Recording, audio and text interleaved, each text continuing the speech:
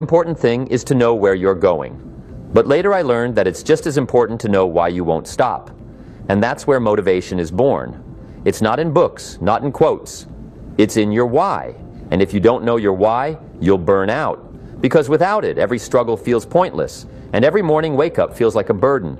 I often say, motivation isn't a celebration. It's not fireworks or standing ovations. It doesn't show up with music. It comes quietly. It shows up in the morning when you get up earlier than everyone else and get to work. It comes when you choose the hard right over the easy wrong. It's built in your habits, your self-discipline, in your ability to say, I'll do this even if I don't feel like it.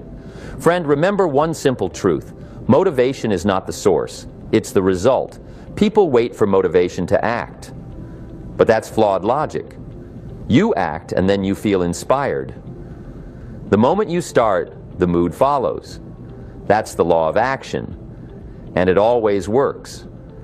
Ever had a day where you didn't feel like doing anything?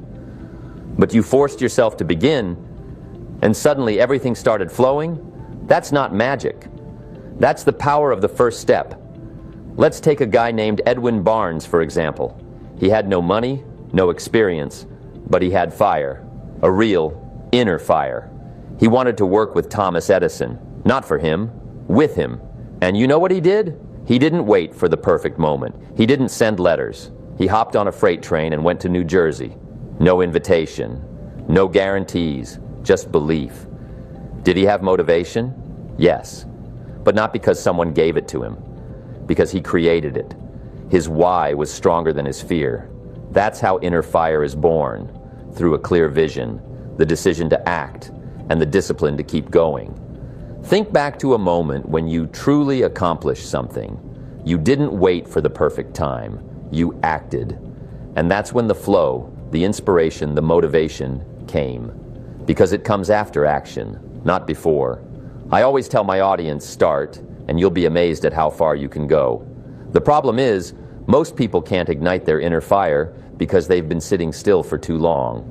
They're waiting for something to change, for life to get easier. But it won't.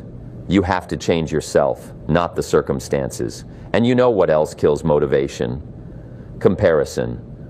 We look at someone else's progress and say, I'm so far behind. But that's not true. You're not in someone else's race. You're in your own. And inner fire isn't a race. It's a journey, your journey. And if you take even one step each day, you're already winning.